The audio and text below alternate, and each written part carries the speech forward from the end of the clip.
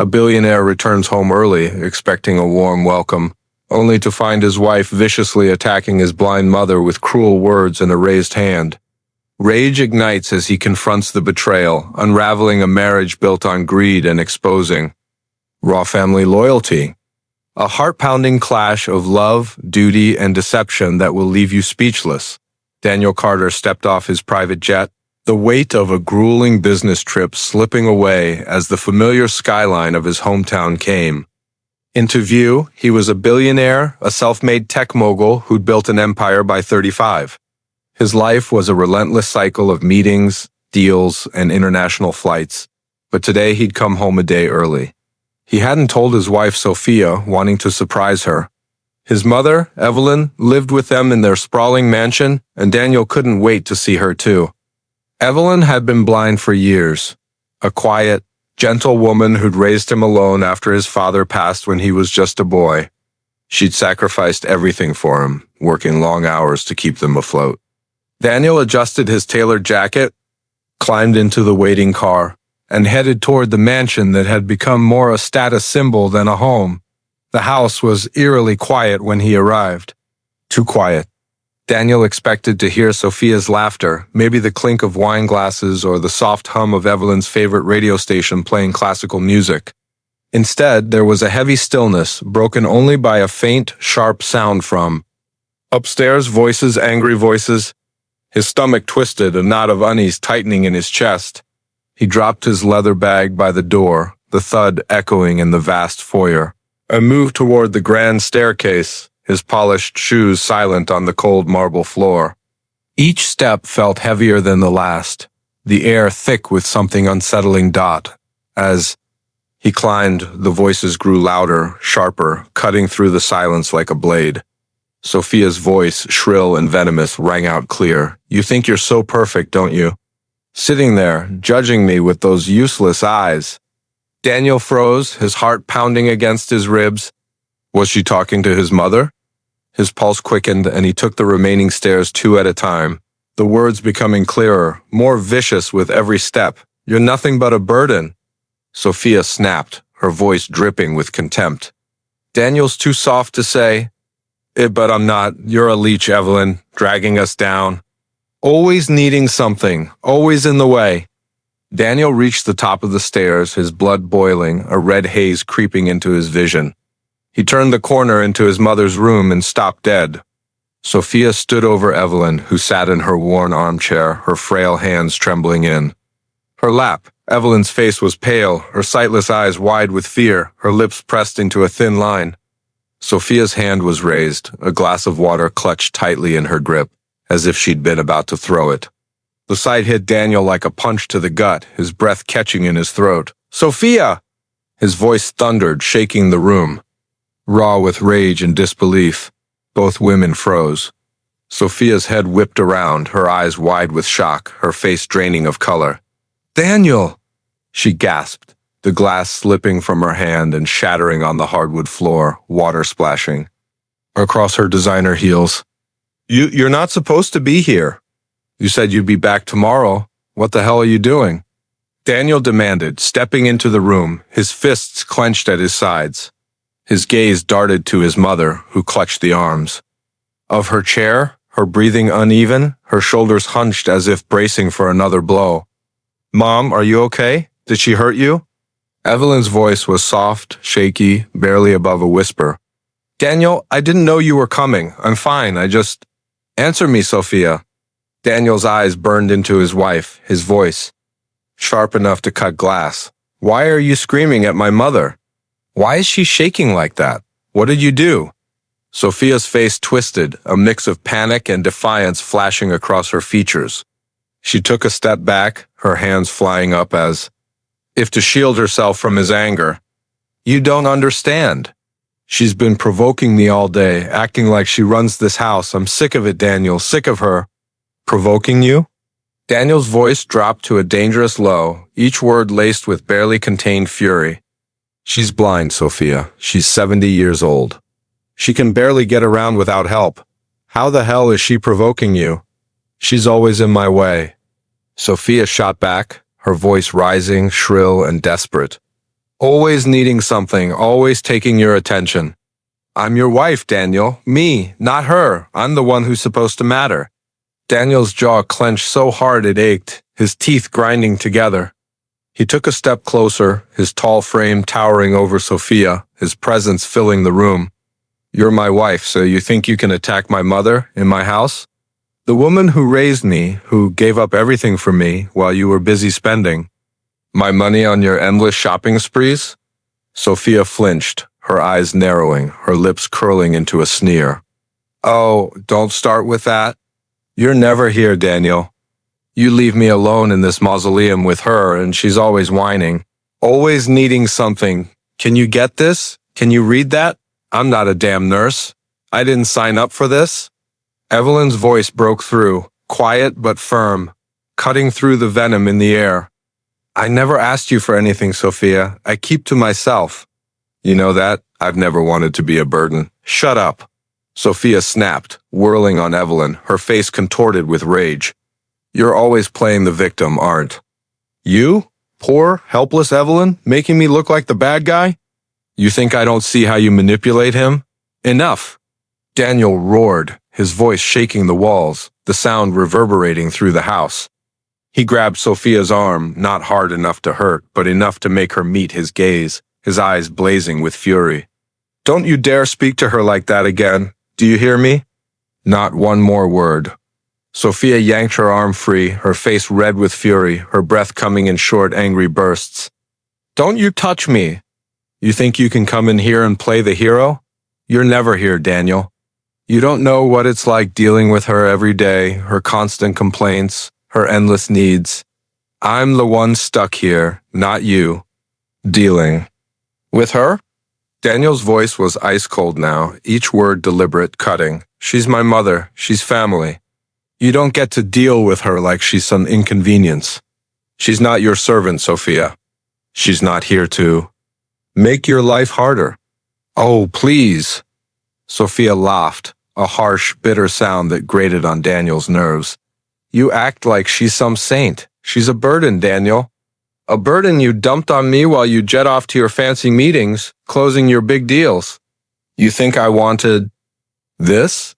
To be stuck here, playing caretaker to an old woman who can't even see? I have a life too, you know. Daniel's hands curled into fists, his nails digging into his palms, the pain grounding him against the rage threatening to consume him. He'd never felt anger like this, not in all his years of cutthroat business deals, not even when competitors tried to sabotage his company. You're talking about the woman who gave me everything, he said, his voice low and trembling with emotion. Who worked 3 jobs to put me through school? Who loved me when no one else did? Who never asked for anything in return? And you call her a burden? Sophia crossed her arms, her lips curling into a sneer, her eyes glinting with defiance. Oh, spare me the sob story. You're a billionaire now, Daniel. You don't need her anymore. Why don't you just put her in a home and be done with it? She'd be out of my hair, and you wouldn't have to play the dutiful son anymore. The room went silent, the air heavy with the weight of her words. Even Sophia seemed to realize she'd gone too far, her eyes flickering with uncertainty. Evelyn's head bowed, her hands twisting in her lap, her shoulders trembling. Daniel's heart broke at the sight, a sharp, aching pain in his chest. He turned to his mother, his voice softening, barely above a whisper. Mom, I'm so sorry. I didn't know she was treating you like this. I should have been here. Evelyn shook her head, her voice barely audible, thick with emotion. It's not your fault, Daniel. I didn't want to worry you. I thought I could handle it. You should have told me, he said, kneeling beside her chair, his voice breaking. He took her hand gently, her fingers cold and fragile in his. I would have come home sooner. I would have stopped this. Sophia scoffed, breaking the moment, her voice dripping with sarcasm. Oh, this is rich. Now you're both ganging up on me? I'm the bad guy because I'm honest. Because I'm tired of living like this, trapped in this house with her. I'm the one who's suffering here, Daniel. Daniel stood, his eyes locking onto Sophia's, his gaze unyielding. You're not honest, you're cruel. And I'm done listening to you justify it. You don't get to hurt my mother and call it honesty. Cruel? Sophia's voice rose, her hands flying to her hips, her posture defiant. You want to talk about cruel? How about you leaving me here for weeks at a time, huh? You think I married you to be your mother's babysitter? I married you for a life, Daniel. For parties, for travel, for something more than this prison of a house and her constant presence. You married me for my money, Daniel said flatly, his voice devoid of warmth. Let's not pretend otherwise. You wanted the lifestyle, the clothes, the trips, but you didn't want the responsibility of being part of a family. Sophia's face went white, then red, her eyes blazing with fury. How dare you? I love you, Daniel. I've always loved you. You think I'd put up with this if I didn't? Then why are you screaming at my mother? He shot back, his voice rising again, sharp and unforgiving. Why are you standing here, making her feel small? If you loved me, you'd respect her. You'd treat her like family, not like some problem you can't wait to get rid of. Family? Sophia spat the word like it was poison, her voice trembling with rage. She's not my family, she's your baggage, and I'm done carrying it. I'm done living like this, Daniel. I deserve better. Daniel's chest tightened, his breath coming in short, controlled bursts. He'd known Sophia had a temper, had seen flashes of her selfishness over the years, but this was a side of her he'd never witnessed. The venom, the entitlement, the complete disregard for his mother's humanity, it was like seeing her for the first time, and it made his stomach churn. You're done, he said quietly, his voice steady despite the storm inside him. You're done here. Sophia blinked, her bravado faltering, her eyes widening with a mix of fear and disbelief. What's that supposed to mean? You're not serious. It means I want you out, Daniel said, his voice unwavering, each word deliberate. Pack your things. You're leaving. Tonight. You can't be serious. Sophia's voice cracked, her eyes darting around the room as if looking for an escape. You're kicking me out? Over her, after everything we've been through? I'm kicking you out because you're toxic, Daniel said, his tone final, his eyes never leaving hers. Because you think you can bully my mother in my own home. Because I don't trust you anymore, Sophia. Not with her, not with me, not with anything. Sophia laughed, but it was shaky, desperate, her confidence crumbling. You're going to regret this, Daniel. You think you can just throw me out? I'm your wife. I know things. I can make your life hell? You think the press won't eat this up? You think I won't fight you? Try it, Daniel said, stepping closer, his voice low and dangerous. You think you can scare me? I've dealt with sharks bigger than you in boardrooms, people who chew you up and spit you out. You don't get to threaten me, and you sure as hell don't get to hurt my mother. Evelyn's voice cut through the tension, soft but clear. Her words steady despite the tremor in her hands. Daniel, please don't do this because of me. I don't want to be the reason your marriage falls apart. Daniel turned to her, his expression softening, his heart aching at the guilt in her voice. This isn't just about you, Mom. It's about what's right. I should have seen this sooner. I should have been here to protect you. Sophia's eyes darted between them, her composure crumbling, her voice rising in a last-ditch effort. To regain control. You're choosing her over me? After everything I've done for you? I've been by your side, Daniel. I've hosted your events, smiled for your cameras, played the perfect wife. And this is how you repay me? What have you done for me, Sophia? Daniel asked, his voice calm but cutting, each word a blade. You spend my money, you live in my house, you wear the clothes I buy, you've built nothing, sacrificed nothing. What have you done that's worth this? Worth hurting my mother, the one person who's always been there for me? Sophia opened her mouth, then closed it, her face flushing with anger and humiliation. For the first time, she had no comeback, no sharp retort. Her hands shook as she pointed at Daniel, her voice trembling. You'll be sorry. You'll see, you can't just throw me away like this. Get out, Daniel said, his tone final, unyielding. I'll have my lawyer draw up the papers. You'll hear from him. Don't make this harder than it needs to be. Sophia stared at him, her face a mix of rage and disbelief, her eyes glistening with unshed tears.